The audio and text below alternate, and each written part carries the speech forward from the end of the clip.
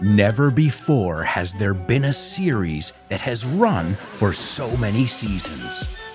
This crazy cartoon family is adored by audiences everywhere, even after decades on the air. This illustrated institution has even predicted current events in pop culture with laser precision. But don't have a cow, man. However you slice it or dice it, it seems these lovable yellow yahoos are here to stay. Excellent. We'll stop by Springfield and visit on this week's episode of FYI. Welcome to For Your Info. Inglés. You got it.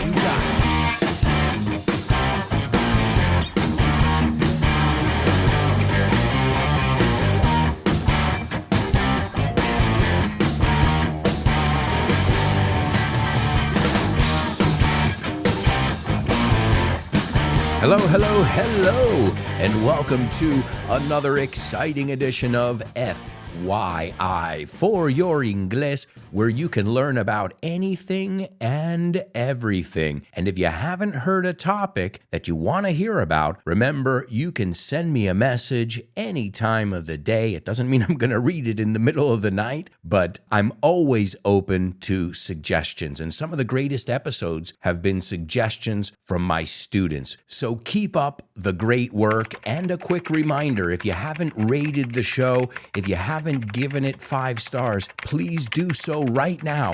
Pause it right now. Don't worry. I'll wait for you. And that really helps this show, this podcast, become more visible. And as many of you know, we are on the cusp of, or on the verge of, 500,000 downloads. Believe me, 2 years ago, that was unthinkable. Impensable? Or did I just make that word up in Spanish? Anyway, let's take a look at the intro. We started out hearing perhaps one of the most popular characters on the show, and that's Homer Simpson. And did you hear that sound? That do? That's his famous catchphrase. And that word became so popular in the English language that in 2001, it was added to the Oxford English Dictionary. And the word is defined as expressing frustration at the realization that things have turned out badly or not as planned, or that one has just said or done something foolish. In the initial script, it was described as an annoyed grunt. And a grunt is a kind of sound, and annoyed is molesto. Then I said, never before has there been a series that has run for so many seasons. And we're going to take a look at The Simpsons in numbers. They are whopping numbers. Whopping es enorme. Then I said, this crazy cartoon family is adored by audiences everywhere, even after decades on the air. Well, I should put a little disclaimer in there.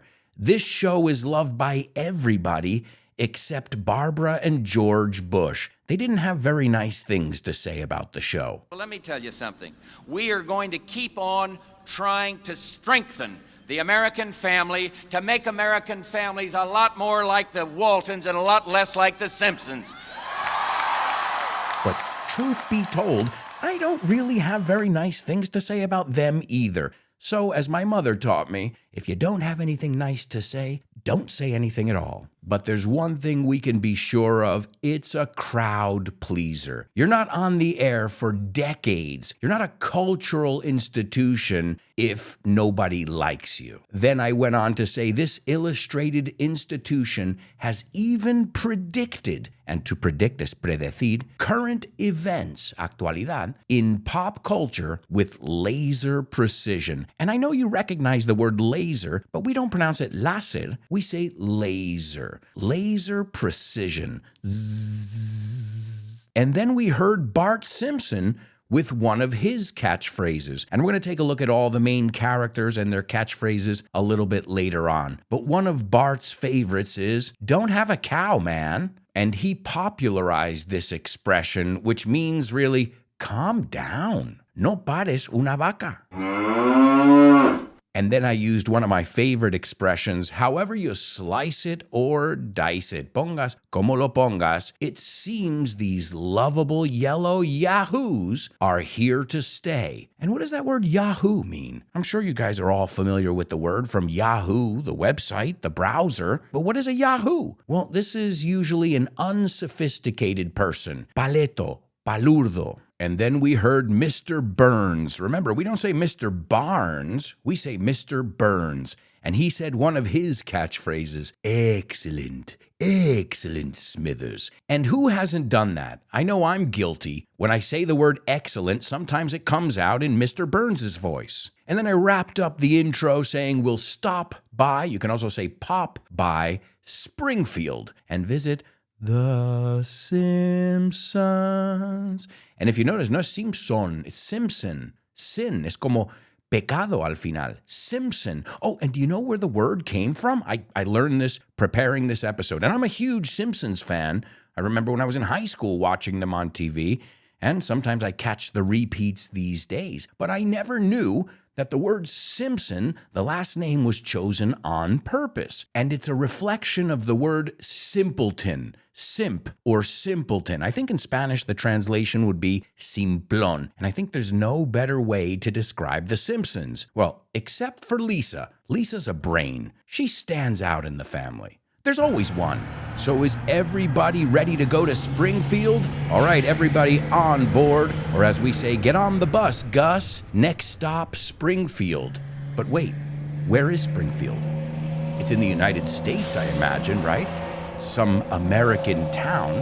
Well, the reason he chose this, and when I say he, I mean the creator, Matt Groening. Interesting, because if you look at his name, you want to say Groening, but it's really Groening. Rima con llover. It's raining, and Matt Groening is the creator of The Simpsons. And he decided since Springfield was a very common name in the United States, well, that would keep the fans guessing. And as we've just seen, there are a lot of winks in there. There are a lot of little things that you can notice, cameos. As we know, there are so many different famous people that have been on the show. So I think more than a cartoon, it's a cultural institution. Oh, and if you notice, Springfield, the one on The Simpsons, not Springfield, Illinois, or Springfield, I don't know where they all, I think there are 14 or 15 Springfields in the United States. But the town where The Simpsons live, where they reside, otra forma de decirlo, it has rivers,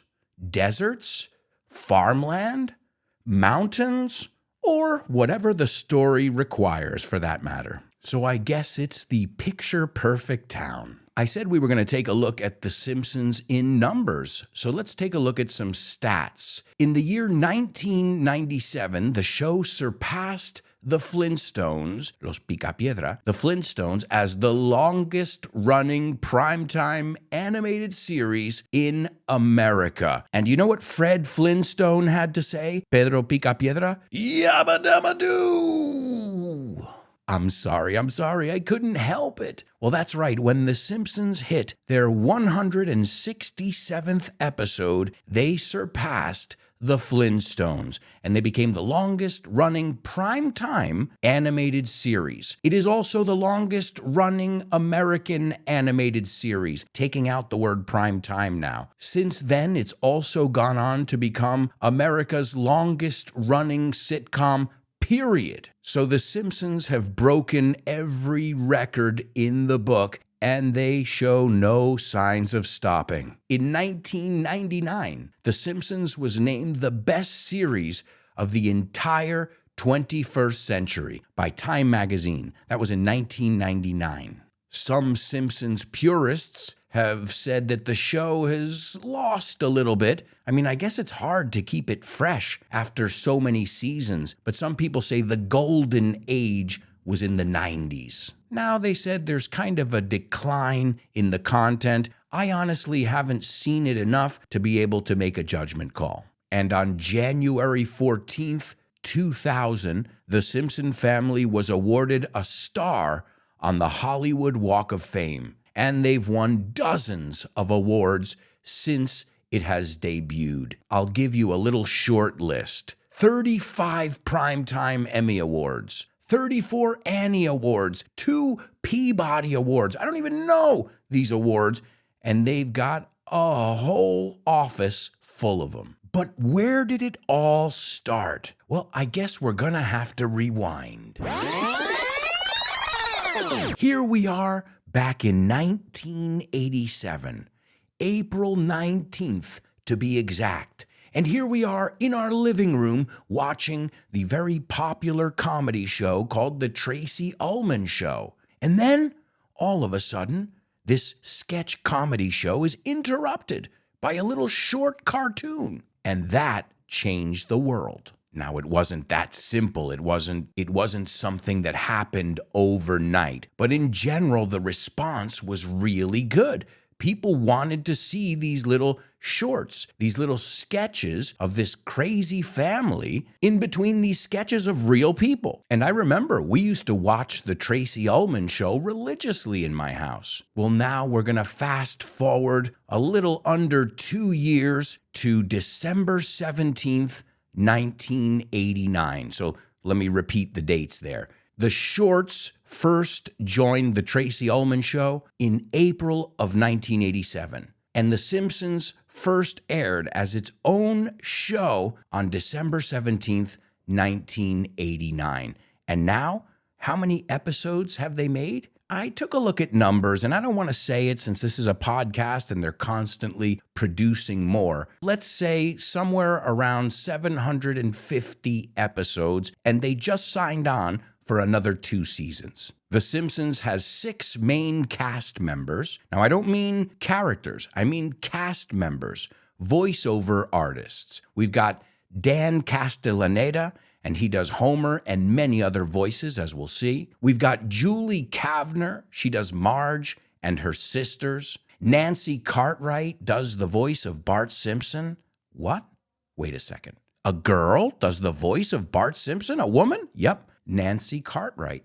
Then there's Yeardley Smith, Hank Azaria, and Harry Shearer. And as I said before, there are many, many people who participate, but these are the main voiceover actors, the main cast. And at first, they were paid around $30,000 an episode. And now they're being paid around $400,000 to $500,000 for an episode. So that's great. As the show has grown, so have the salaries of its main cast. That doesn't always happen like that. But let me give you an example. Shearer, okay? Harry Shearer voices, you can say does the voice of, or directamente voices, Mr. Burns, Smithers, Principal Skinner, Ned Flanders, Reverend Lovejoy, and Dr. Hibbert, who's no longer on the show. But every main cast member that I just mentioned has won a Primetime Emmy Award for outstanding voiceover performance. I guess they really know what it feels like to be a part of a winning team. Let's take a look at this lovable yet dysfunctional family. And a dysfunctional family is a family that is not very healthy. As I said before, we're going to take a look at some of the characters and their catchphrases in this dysfunctional family. We'll start with Homer, and I think when the show started, the main focus was Bart Simpson. But Homer stole the show. He stole his thunder. Le robó el protagonismo. An interesting fun fact is, Homer has 2 or 3 hairs on his head, right? Well, those hairs are Matt Groening's initials. If you notice, it's an M and a G. And The Simpsons have a lot of hidden messages. They've even predicted world events, such as the election of Donald Trump as president, and so much more. And we're going to take a look at all that stuff in the bonus episode. We're going to take a look at more fun facts. We'll take a look at Bart Simpson and his crank calls or prank calls, sus llamadas de broma, where we'll look at words or names that have double meanings. We'll also take a look at some of the predictions that have come true. We'll look at family vocabulary and so much more. And all of that is in the bonus episode. Remember, if you want access to the bonus episode every week, it's real simple. You can join us over on patreon.com/Alberto Alonso, and for just €3 a month, you'll get access to the bonus episode and so much more. And if you're in our higher levels, you'll get PDFs with all the vocabulary and expressions in every episode. You'll get weekly review classes with me. They're group classes, and we have a lot of fun in those classes. And if you're in our highest level, you can get a monthly master class with me. So think about this. If you're in our interstellar level, you'll have a weekly group class with me and a monthly private class. Take a look at it. I think it's really affordable, and I think we're all having a great time. And I'd like to send a shout out to all my patrons. You guys are kicking butt. And a special shout out to my super duper students, Javier, Paco, Roberto, David, Jose Maria, Mila, and Alex. And don't forget about my interstellar students, the ones who get a monthly private class with me. And those are Carmen, Lina, Isa, Paco, and Edgar. If you guys want more information, go to patreon.com/Alberto Alonso and join our curious community. Now, where were we? Oh, right. We were talking about some of the characters. Now, Homer, here's another thing I didn't know this. Homer is Matt Groening's real dad's name. And I already told you the Simpson part because it has the word simp or simpleton in it. Then you've got Marge, the loving wife with the beehive haircut. And I love her voice. Oh, homie. I don't know how she does it without losing her voice, but she's got a very raspy voice in English. Oh, homie. And let's be honest, okay, Marge is a sexy mom in her own way. Well, hey, I'm not saying it's not just me. She graced the cover of Playboy magazine in 2009. Hey, some guys like that blue-haired, big look. And then we've got Bart Simpson, who, when the show started, I think was the main focus of the show. But as I said, that organically changed and Homer became a favorite. But Bart is an anagram for the word brat, niñato. And Bart, as I said before, is voiced by Nancy Cartwright, a woman. One of his catchphrases, we already said one in the intro, don't have a cow, man. He also said, ay caramba. He also said, eat my shorts. Cómeme los shorts, los pantalones cortos. Eat my shorts. And many, many other expressions. And I remember the T-shirts were huge, but they were banned in my school. Yeah, there were 2 T-shirts that my school banned us from wearing. One of them said, Bart Simpson, underachiever. And the other one said, Bart Simpson. It said, I'm Bart Simpson. Who the hell are you? I had both of those T-shirts, but I was not allowed to wear them to school. And what did that do? That forbidden fruit just made The Simpsons more popular. I even remember knowing all the lyrics to the song, Do the Bartman, Do the Bartman. Hey, you're laughing and you're thinking it's a corny song, but this song was written and produced by Michael Jackson. Okay, he's uncredited, but everybody in the industry knows that Michael Jackson was behind Do the Bartman, ooh, ooh. Then we already talked about Lisa. I think Lisa's the only normal one, if there is a normal Simpson, and she's intelligent, kind, passionate. She loves all living things, unlike her brother, who's a brat, as we already said. And we all know she loves to play the saxophone.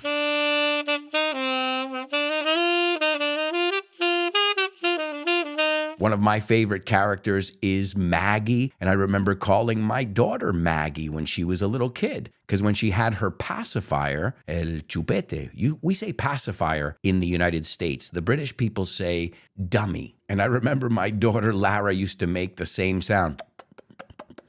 And I used to call her Maggie, and now, I shouldn't admit this here on the show, but my daughter is a huge Simpsons fan. She loves The Simpsons. We watch The Simpsons together. I know what you're thinking. She's 3 years old. She's watching The Simpsons at 3 years old. I know.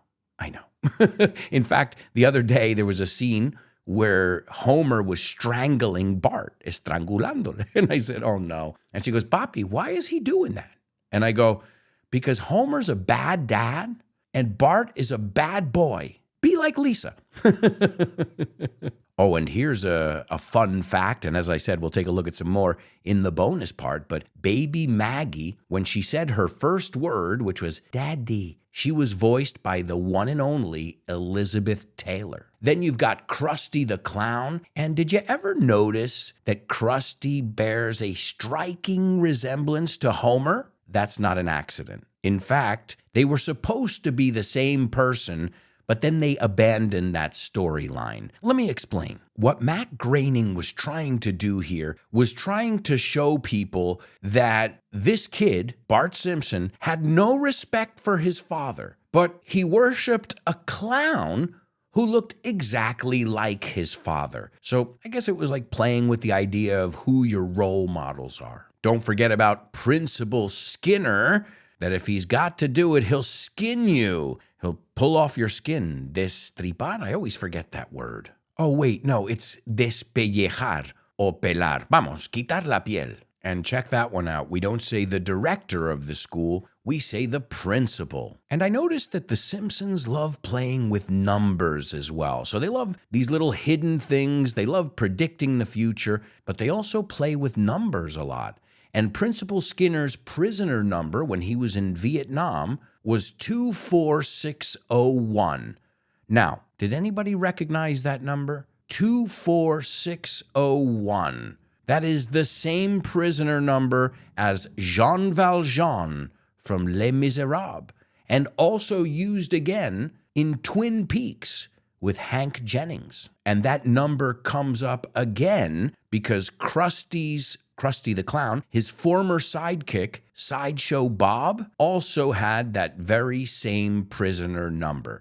So as you can see, they're always playing with numbers. Another one, Bart's locker combination. The locker is taquilla, and the combination is los números que necesita para abrir el lock.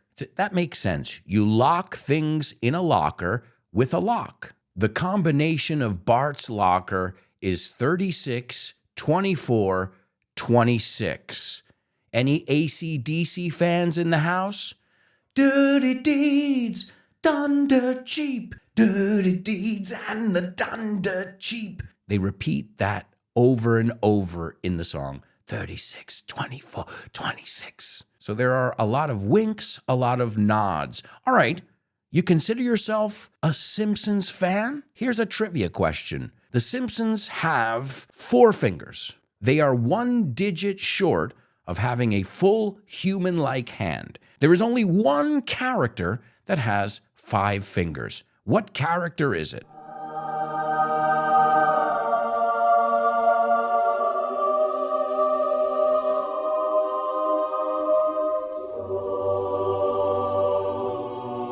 Do you give up? It's God.